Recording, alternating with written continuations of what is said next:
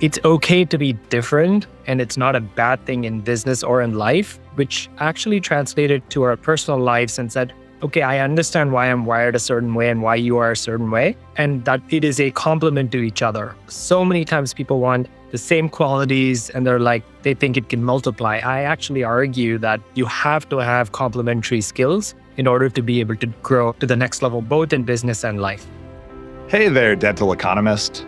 If you're a dentist owner or a leader within a dental business thinking about growing production, case acceptance, patient and staff satisfaction, positive outcomes, and everything else that comes with running a dental business, then you're a dental economist, and you've come to the right place. Welcome to the Dental Economist Show. We're meeting at the intersection of profit and purpose as I sit down with dental leaders who share their stories about dentistry, business, and growth. Welcome back to the Dental Economist Show with me, Mike Huffaker.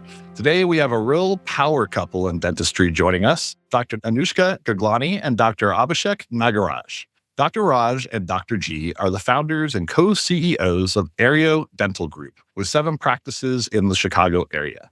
Areo Dental Group is owned and operated by dentists and patient-driven. In addition to building an organization focused on elevated patient care, Dr. G and Dr. Raj share their knowledge of social media to help further advance the industry. Welcome to the show. I'm so happy to have you both here today. Thank you. We're excited to be here. We appreciate you having us. Thank you so much for having us. Absolutely. I want to start at, you guys are partners in life, you're partners in business. I was listening to the Bill Newman group dentistry conversation that he had with you all, and I learned that Dr. G, you had finished dental school and actually started practicing 3 years, I think, before Dr. Raj. I'm curious, how did you guys initially meet? Long story. The short of it is I was actually in India studying abroad when I was younger, and that's where we met. Oh, awesome. Very cool. And I think a lot of people look at having business relationships and personal relationships as potentially posing a challenge. What are some of the tips or approaches that you both take that have allowed you to kind of build this entire life and this business together? I think it's kind of funny. We get this a lot. We get people saying, what's it like to work with your spouse? I could never work with my spouse. And for me, I would not want to work with anybody else. I think we're both very aligned. We are rowing in the same direction. There's no one I trust more. So it's worked out very, very well personally. Abhishek, if you have anything to add. Yeah, when Anushka and I came together in 2015, we'd both practiced a little bit by then. When we came together, we were only engaged to each other at the time, slightly risky in hindsight when we opened our first dental practice. And we had to discover a lot of things about each other that we hadn't fully known before, right? Because we hadn't ever done business together. And we quickly realized by taking various personality tests like Colby and Culture Index that it's okay to be different and it's not a bad thing in business or in life, right? Which actually translated to our personal lives and said, okay, I understand why I'm wired a certain way and why you are a certain way, and that it is a complement to each other. So many times people want the same qualities and they think it can multiply. I actually argue that you have to have complementary skills in order to be able to grow and to the next level, both in business and life. And to add to that, one last point is I think, we really quickly learned that we had to have some sort of structure in terms of what are our skills and where should we apply them. So we got on the entrepreneur operating system and created that accountability. So we're partners in life, but then the business is the business, and we have to follow that. Correct. Sure. Now, I heard that mentioned, the entrepreneurial operating system. I looked it up online, did a little bit of research on it. I wasn't entirely familiar with it previously. And it looks like it's effectively a framework that you can apply to your business. Can you share a little bit more about what it contains, how it allows you to focus, and the impact that it's had in allowing you all to build Areo?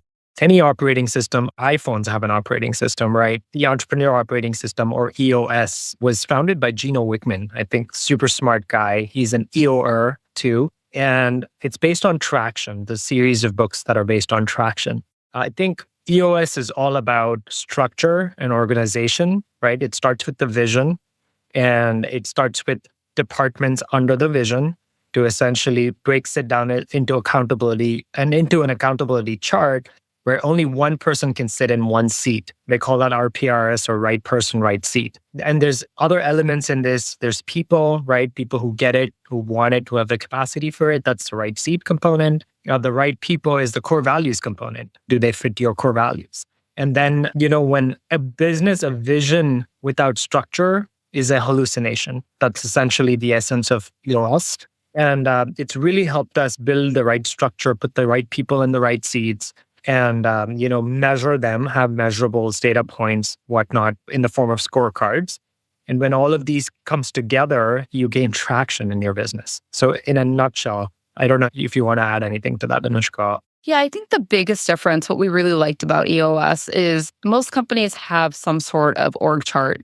For us, the accountability chart was the important piece. And again, as Abhishek said, why it's structured differently is the accountability piece. There's no confusion about who's in charge of what. So when it came to the two of us working together, having that really helped us solidify which roles each of us were responsible for. So number one, we weren't doing the same thing again and again, and we're able to gain more traction. And number two, we weren't stepping on each other's toes. Dr. G, I hear you guys talking about vision, values, what the mission is. And it seems very apparent that you both put a lot of thought into this to really have clarity on what it is that you're looking to accomplish. When you're looking to partner with new doctors, what are some of the qualities that are most important to you? And how do you go about validating that they actually have those qualities? I think our core values are very, very important to us. And we were recently at a leadership conference, and the speaker asked everyone, do you know what your core values are? Who thinks core values are cheesy? And, people giggle, a couple people raised their hands. And he said, I guarantee none of you here know what your core values are. And we're sitting in the back of the room. We're like, we know what they are. We actually take those very, very seriously, because what we realized is the core values are the heartbeat of what our business is, because our business is a living, breathing entity. It's supporting all of these people. It's helping so many people, but it's also who we are at the core. So that is really how anyone that we bring into the company, we look at the core values. We do something called a people analyzer tool. And do they fit the core values or not? We make all of our decisions based on that. I'll also add something to that. I think we like to hang out with people that are humble, hungry, smart, and resilient. Those are the people we want to surround ourselves with. And it's very easy, right? When you sit down and talk to someone, if it's a doctor partner, it is an interview at the end of the day for both parties. Are they humble about their accomplishments, or are they braggadocious, right? Like, that's the number one. Are they hungry for more? Are they just tapped out and they're just selling their business because they don't want to do that anymore? And are they smart? When I say smart, it isn't so much intellectually smart or cognitively smart. It's, are they emotionally smart? Are they mature? And are they resilient? Can they do the hard things and not quit when things get tough? Because invariably in the dental practice world, Mike, you know just as well as we do, things get tough a lot of times, right? There's so many moving parts to this. Yeah, you must both be Patrick Lencioni fans. Your 5 dysfunctions of a team. Yeah. Yes. We do a book club in our revenue organization of Planet DDS, and we've done 5 Dysfunctions, an Ideal Team Player. And they're some of my favorite books because they're so approachable and you're able to really take those lessons away.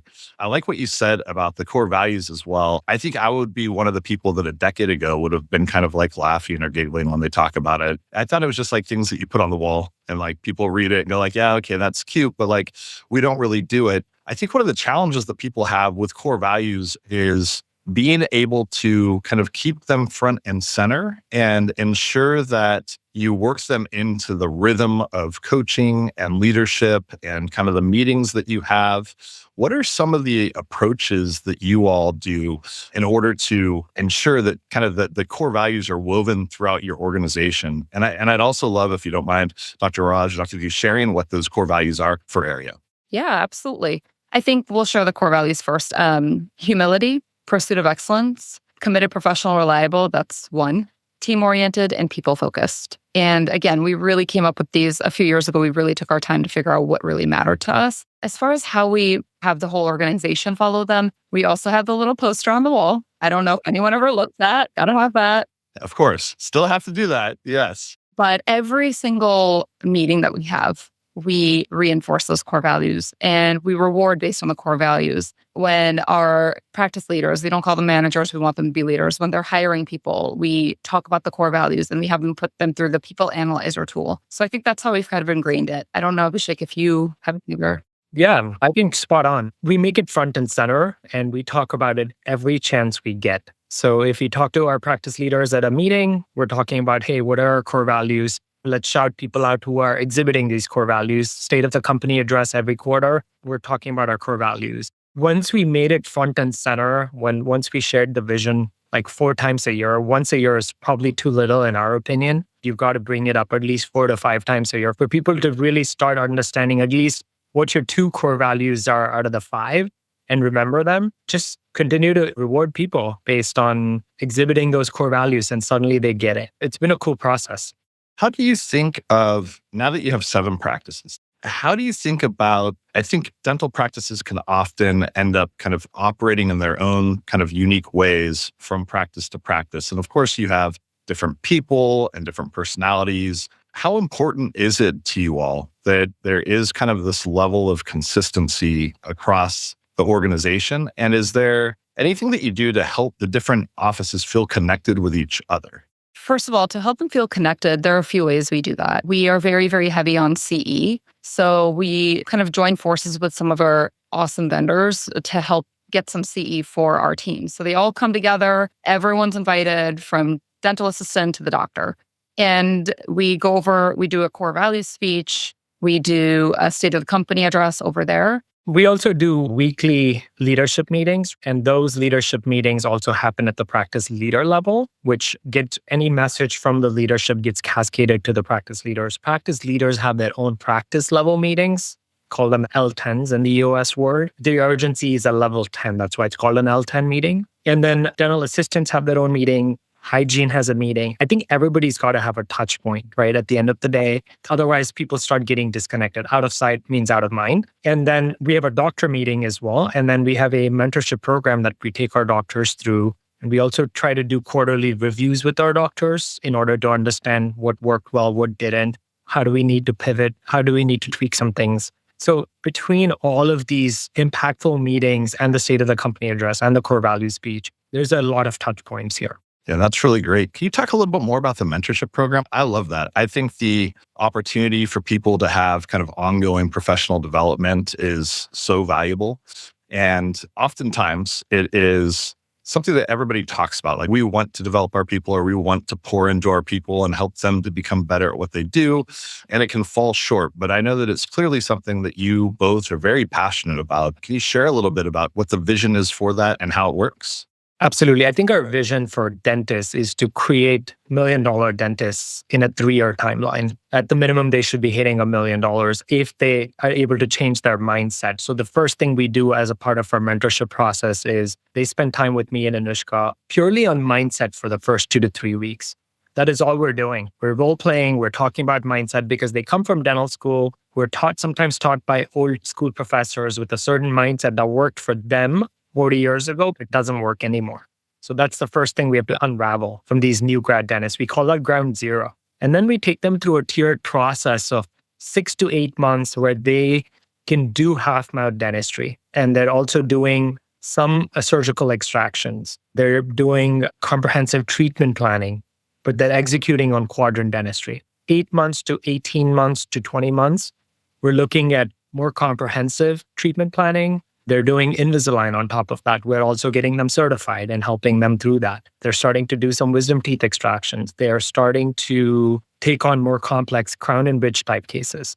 And then 20 to 36 months, we're looking at it as, hey, now you've gained a lot of the skills to be a bread and butter dentist. Now let's sprinkle in some CE on implant dentistry where at least you can place single teeth implant surgical placements before you start to go into the full arch stuff. We don't allow them to do full arch stuff within the 3 years. And essentially, after that, it's leadership. We can sprinkle in a leadership track where we can expose you to some P&Ls, have you understand what it takes to actually run a dental practice, put some percentages in front of them, give them some leadership skills, learn to say please and thank you. I know it sounds like common sense, but a lot of dentists need to be told that you have to say please and thank you because we work with a lot of women in the business. And then, of course, a partnership track that, some type of profit sharing or some type of equity sharing that we do. So this is a tiered, structured process we take our dentists through. Wow, that's very comprehensive, very well thought out. That's an impressive program. Dr. G, when you put dentists into this program, and I think I had heard you mention before that kind of part of your approach with Areo is that you would partner with underperforming practices and really help level up over time the results and the patient care that takes place in those practices. Do you have any stories of it not working, or where somebody was resistant to change or was incapable of kind of shifting that mindset? And kind of what are some of the things when that happens that make it where like this isn't going to work out, or we need to make a change, or we need to do something differently? I think we've been very lucky. The dentists we bring on board, our associates, very most part, they're great. They understand, they're hungry. They come in, we ask them in the interview, is growth something you want? What are your goals?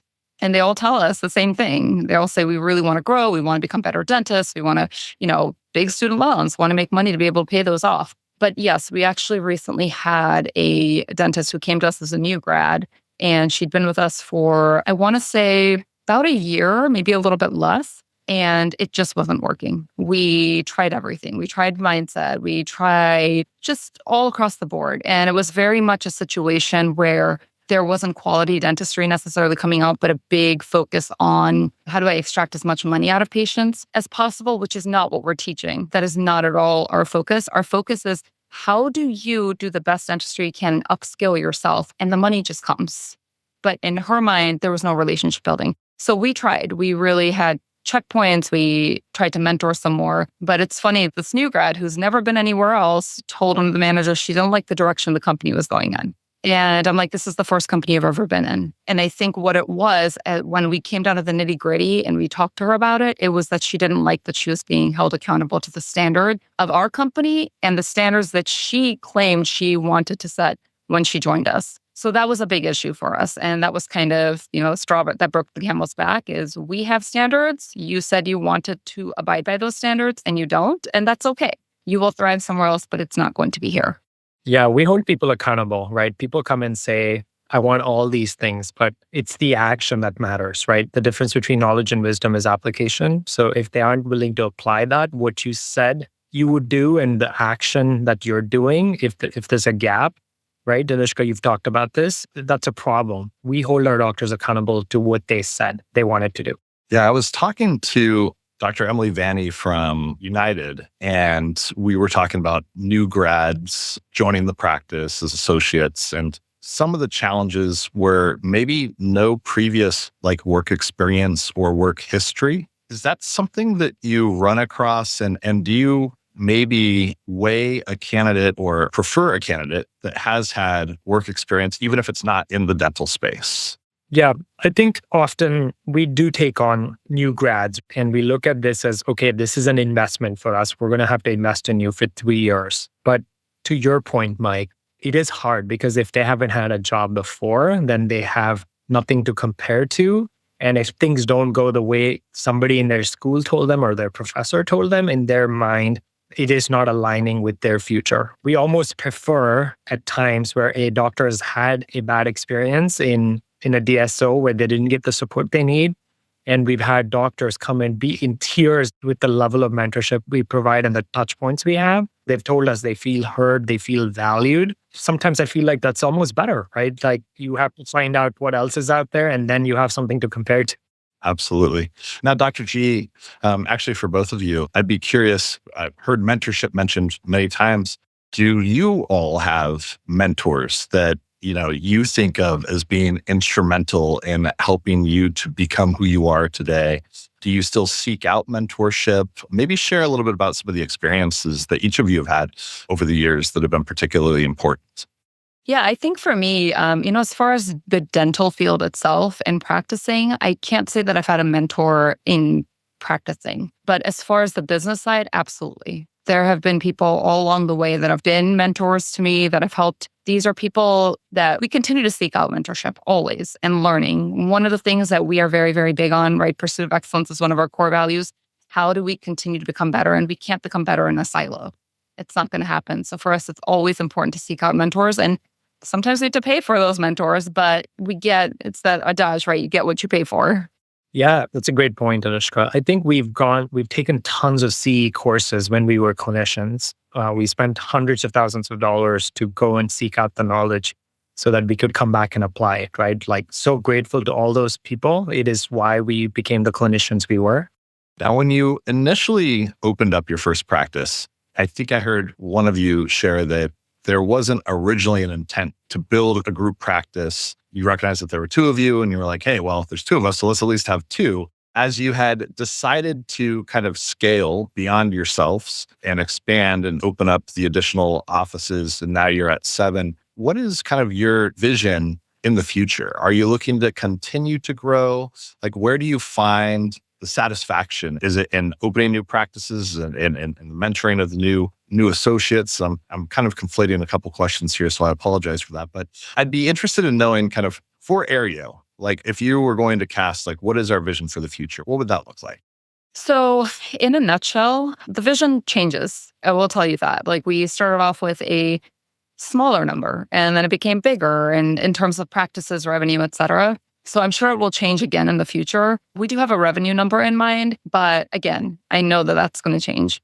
What we are most interested in, I think our purpose is to help dentists and their teams live better lives. So we are really, really passionate about not just helping dentists get very good clinically, but also personal growth. We're big on personal growth.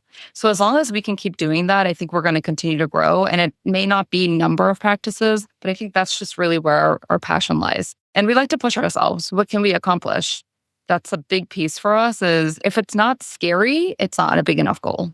That is correct. I also would add, Mike, that we generally have put our growth plans or goals from where we started to where we are into 5 different buckets, right? Number 1, I think all business owners or entrepreneurs go through this, right? There's the startup phase where you start up, you have to be scrappy.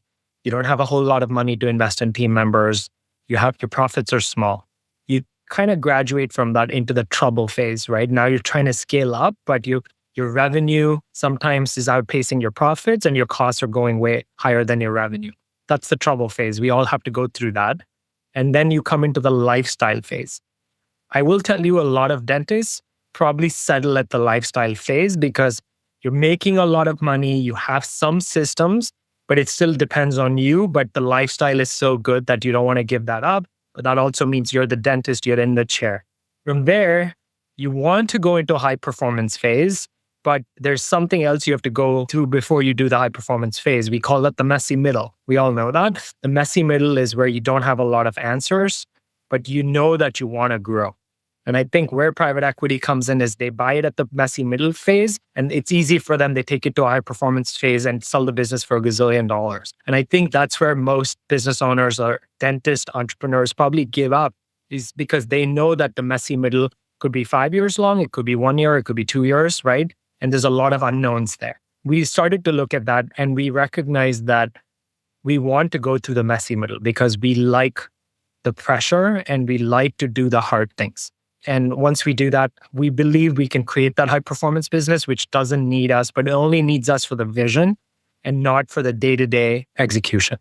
I like the way that you frame that. I hadn't heard it positioned in that way before. It makes a lot of sense. So if you're at the lifestyle phase, you're relatively comfortable. So fear is probably a big deterrent for moving to that next step, because that messy middle piece is going to create discomfort and it's going to really press the limits and maybe even result in a decrease in satisfaction for certain individuals, or potentially less earnings as you have to reinvest more into what you're looking to do and the growth that you're looking to take place.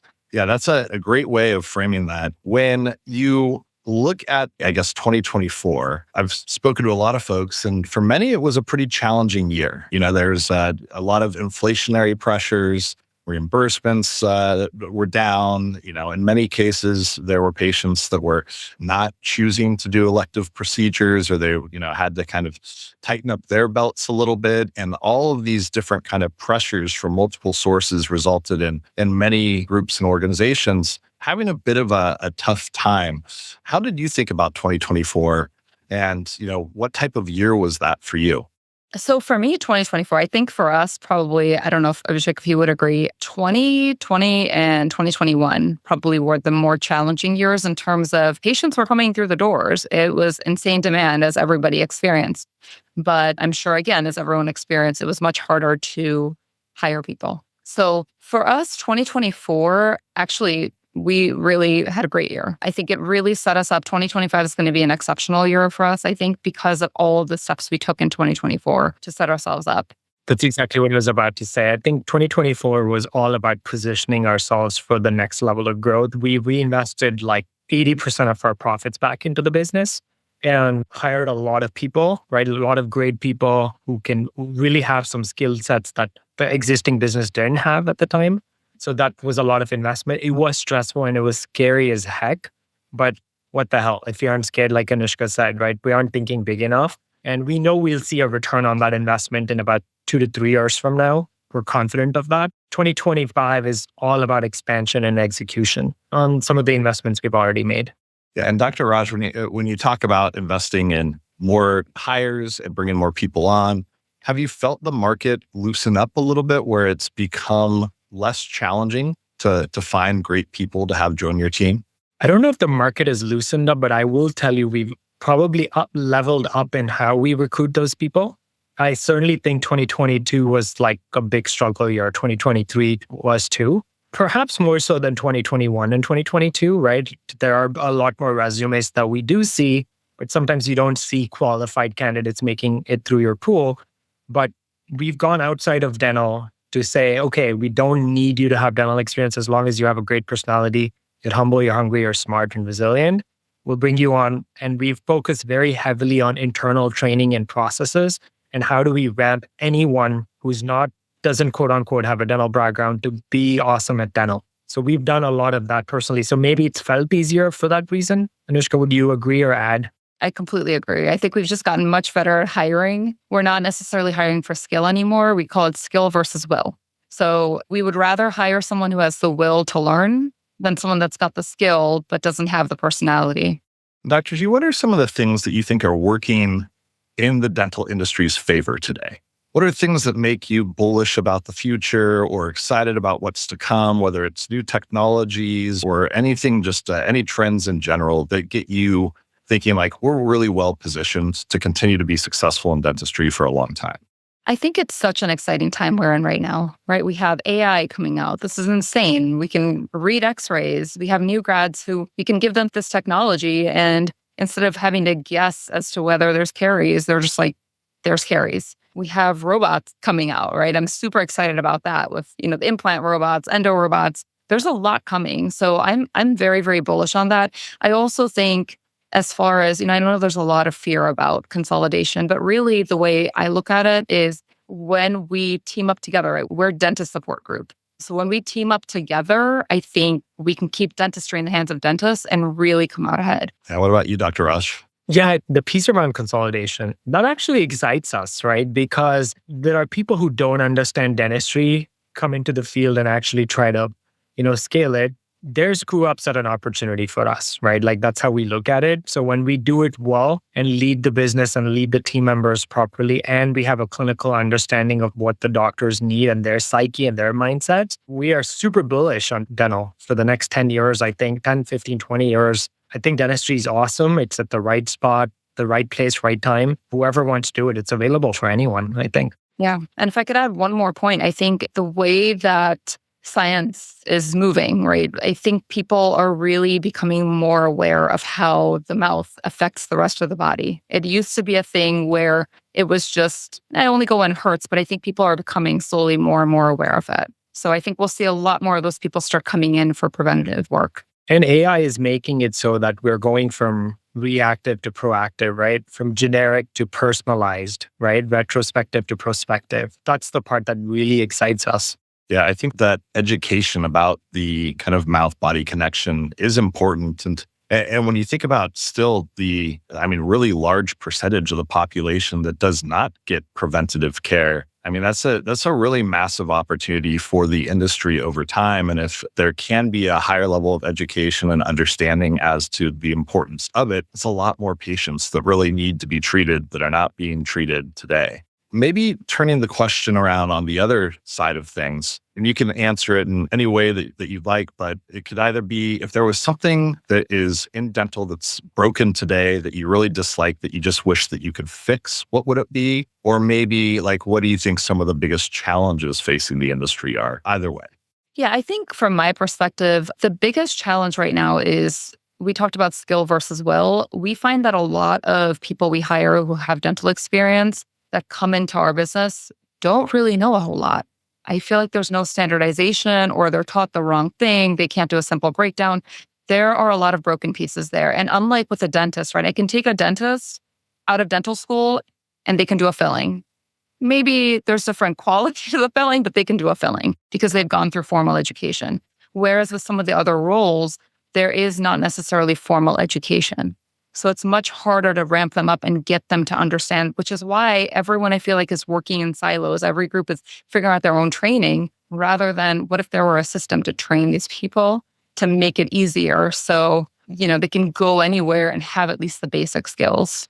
That's a great point. What about you, Dr. Raj? I agree with a lot of what you said. I also think the way we bill in dentistry to insurances is broken. The RCM piece, I know RCM is a buzzword these days, but I think it's really broken and it needs to get better. I know there's some companies out there trying to auto post into your ledgers and all that, but the fact that so many of our softwares are not open to others and they're kind of a closed system, I think that's pretty primitive. I think that really needs to change. And personally, it bothers me.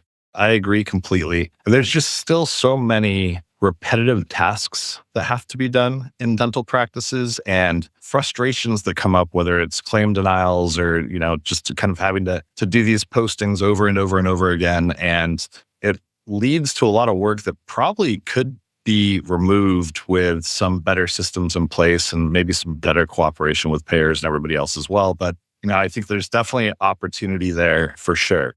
When you think about scaling your organization, would you ever consider any centralized services? And is there a point at which, and maybe you're already offering them today, but what is your viewpoint on that? Personally, I think it's important because that way at the practice level can really focus on patient care. I think that's crucial. We do have some centralized, not all of our functions are centralized. And I think that's the direction we'd really want to go and really leave the practice to take care of the patient and do amazing treatment plans and get amazing treatment acceptance at the practice level. And deliver the care, of course. But everything outside of that should be in a centralized, highly efficient, highly trained team. It's much easier to train a 20% person team as opposed to 200 employees to do all of these things. So I definitely think that it's super vital. And do you guys do some centralized billings right now? Is that the function? Our billing is more at the practice level, but we do insurance verification. A lot of it's centralized. We also outsource. We have some virtual assistants outside the country, overseas. We have a centralized call center. So those are some pieces.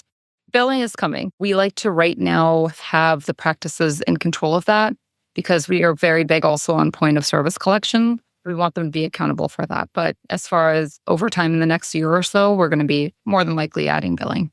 I want to add that we have built some of our own technology inside. Actually, Anushka, she took the initiative to build a management system for all of our processes to sit in one place, for license alerts to people when it's expiring, things of that nature, where all the documents can be centrally uploaded. So we've taken the time to actually build some of that. I think that's, in a sense, takes away the fact that you don't have to sit and centralize those things and one person doesn't have to do it. Technology can just do that and people at the practice level can just do that. So we're still continuing to iterate and innovate as a company. We're passionate about that.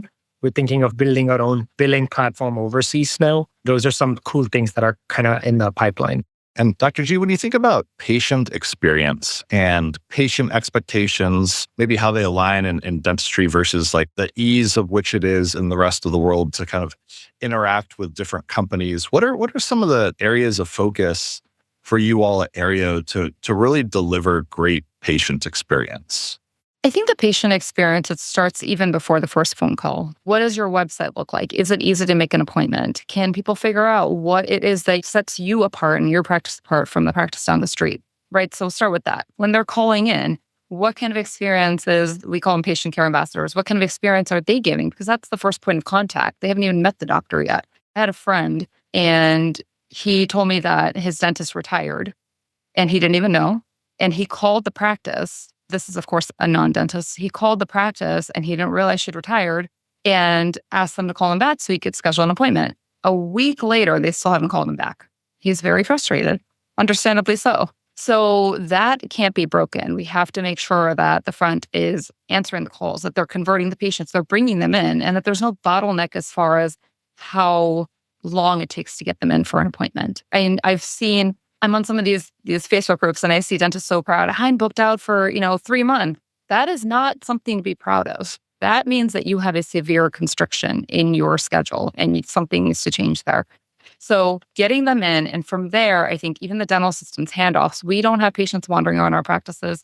Where's the bathroom? I don't know. There's someone who's that back there. I have no idea. People are always handing them off. And then, of course, the doctor, right? Our doctors, I think we had talked earlier about mentorship and onboarding. We're very, very, very big on patient education and communication. And the first probably month, that's all we go over with them is how do you build that relationship with the patient?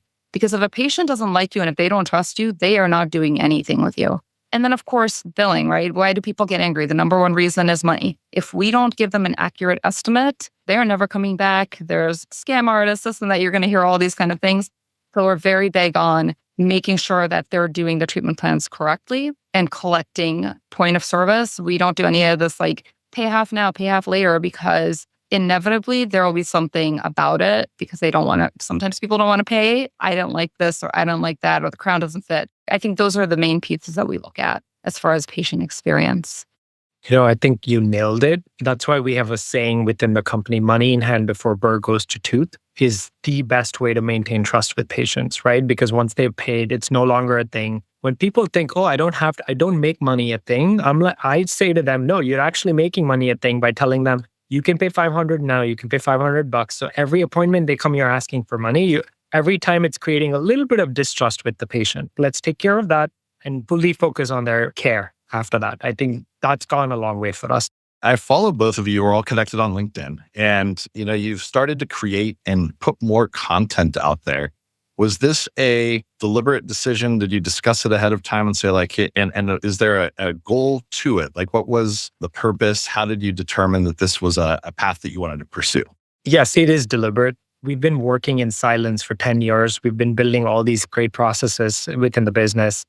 And we've helped quite a few people ramp up. We've recruited several dentists. But I think in today's world, it's not enough if we just do the job at a high level. People have to know about it. In order for us to build our business to the next level, for us to create more leaders, in order to bring in better talent into the business and have higher impact, we have to put ourselves and our company's mission out there. So it's definitely a more concerted effort.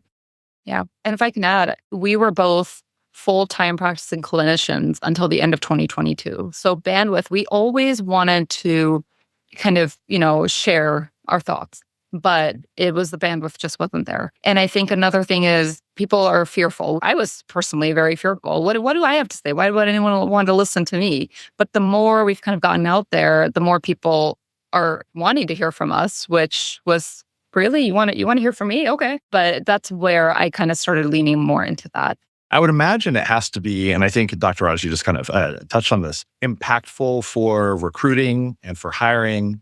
It really lets somebody get to know you ahead of even making the decision that I want to apply for this role or that this is an organization.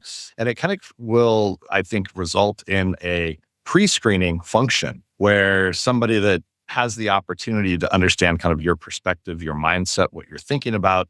If they don't want to be that person to be held accountable, they're going to say, you know what, let me go to the next opportunity and maybe I'll just pass and not do that application. Have you noticed any increase in the caliber of applicants or maybe even the number as a result of the efforts of what you all have been doing? Without a doubt. Absolutely. We almost made a promise to ourselves that we aren't going to pay any more recruiting fees to all these recruiters, right? Because ultimately, recruiters are getting people from the same place as we are. Instead, let's go ahead and build a brand that actually has a true purpose and not just where we're saying things and they come in and they have a bad experience. I think that would be bad too. We want to stay true to like who we are. We want to show some other people, take them under our wing and actually help create and generate wealth for them and their families. Because when we sit and train one person, make one person a leader, you aren't just making one person a leader. You're impacting their kids, their grandkids, all of that. So I think that's what really gets us out of bed now. It's not about the money. I have to say it wasn't always like that. We were in survival mode for the first 6-7 years. We had big student loans to pay off. But once we did that, and once we started seeing the impact of what we could do when we're not in the chair, I think things really changed for us. Dr. G, do you ever worry about running out of ideas? And do you have kind of an approach that you take in order to ensure that there's always new content that you can be creating or thinking about? I can't say I've had that fear yet because we're still so new to the content thing, but I think the industry is ever evolving and I think there are always going to be new challenges. So because of that, I don't think that there's going to be a shortage of content. And to add to that, I think there are so many different ways of, I really don't like this phrase, but skinning the cat. But we all know what it means. So, it works. But there's so many ways of skinning the cat that whatever we say, if it doesn't resonate with someone, there's another group doing it the way that would resonate with them. So there's just so many ways of doing it. I don't think that there's going to be a shortage.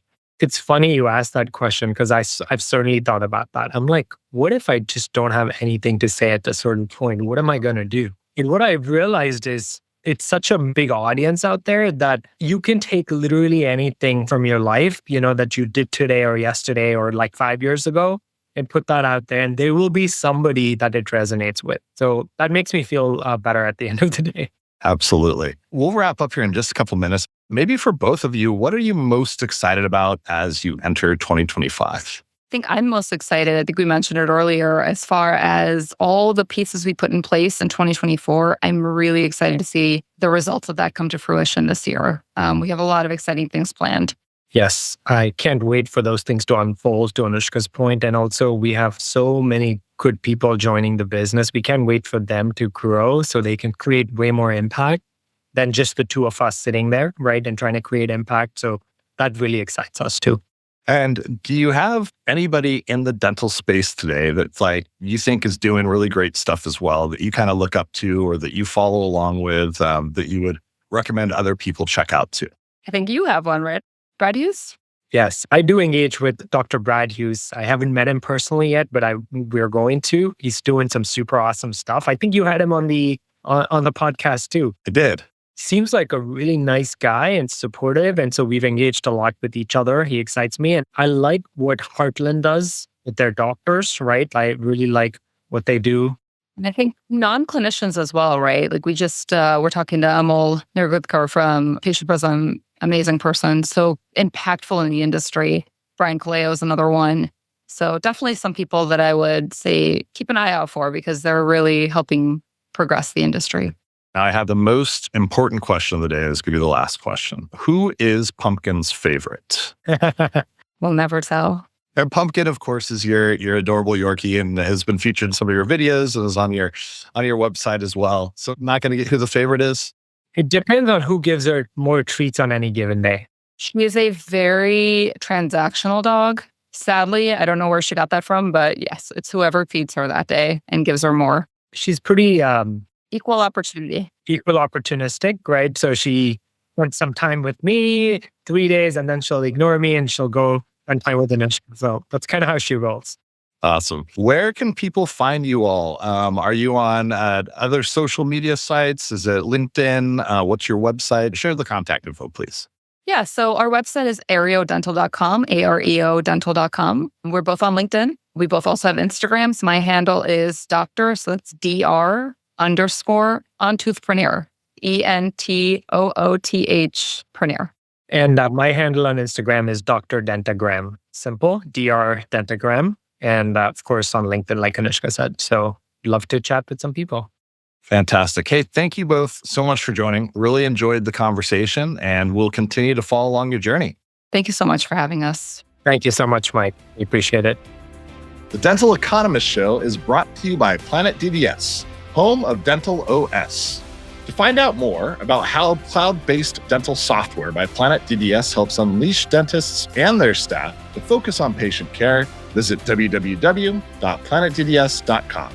Stay tuned for upcoming episodes by following wherever you listen to podcasts. And thank you for listening.